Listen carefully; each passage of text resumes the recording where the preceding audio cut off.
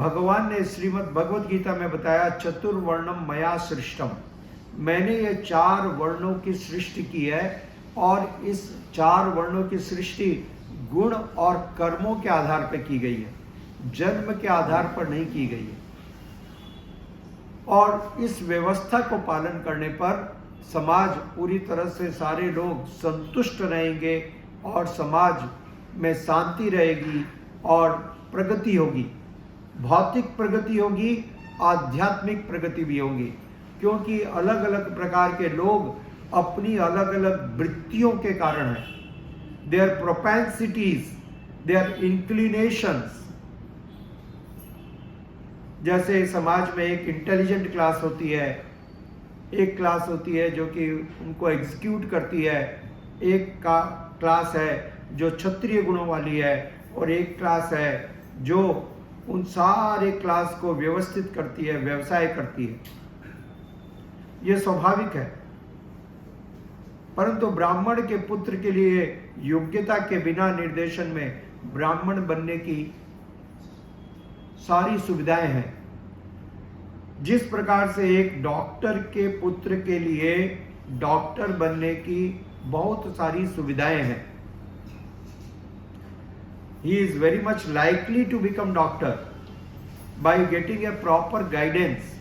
परंतु फिर भी यदि उसकी वृत्ति नहीं है, उसका उसमें रुचि नहीं है, तो जबरदस्ती उसको एक डॉक्टर के लिए तैयार नहीं किया जा सकता। Similarly, a son of Brahmana, if he is not inclined to the Brahmanical activities, then he could not be considered as a Brahmana, even though he knows, he gets the knowledge। सिर्फ ज्ञान नहीं, उसका अनुशीलन भी करना, दोनों चीजें आवश्यक है, तब जाकर के वो एक योग्य ब्राह्मण माना जाएगा। तो यहां पर हम देखते हैं कि जो श्रृंगी समीक ऋषि का पुत्र है, यह ब्राह्मण का पुत्र तो था और इसने ज्ञान को भी अर्जन किया, परंतु उस ज्ञान के ऊपर अनुशीलन नहीं किया, प्रैक्टिस नहीं किया, अभ्यास नहीं किया। इस कारण से उस ज्ञान का ये पूरा पूरा लाभ नहीं ले पाया और उसने इतनी बड़ी गलती कर दी। कली के प्रभाव से वह ब्राह्मण अपनी शक्ति से गर्वित हो गया, अहंकार में मत्त हो गया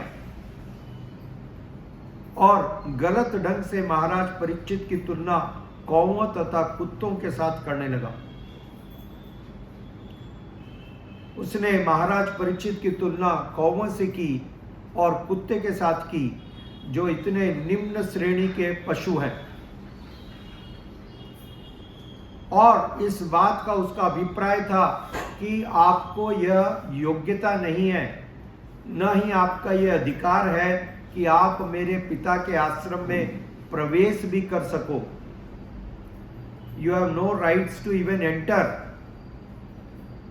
जिस प्रकार से कुत्ता बाहर रखवाली करता है, आपका कार्य है मेरे पिता के आश्रम के बाहर सिर्फ उनकी रखवाली करना, to give him protection as a king, but you are not entitled, आपके पास वो अधिकार नहीं है कि आप मेरे पिता के आश्रम में प्रवेश करते। और यदि आप प्रवेश कर भी गए, फिर आप मेरे पिता से जल की अपेक्षा करते हो। You are asking for water, और किस प्रकार से वो आपको जल देंगे? तो घर में जो पात्र है, क्योंकि मेरे पिता इतने बड़े एक ऋषि हैं, तो उनके पास जो फैसिलिटीज है वो लिमिटेड है। सो यूटेंसिल्स, जो बर्तन है वो भी सीमित है। तो जिस बर्तन में वे स्वयं पानी पीते हैं, जिस थाली में वे स्वयं खाते हैं, क्या वो थाली में आपको खाना खिलाए और उस गिलास में आपको पानी पिलाए? आपका क्या योग्यता है? What qualification do you have? एक कुत्ते के समान आप स्वामी की थाली में खाना चाहते हो, स्वामी के गिलास में पानी पीना चाहते हो, आप अपनी मर्यादा भूल चुके हो। ये श्रृंगी का सोचना था।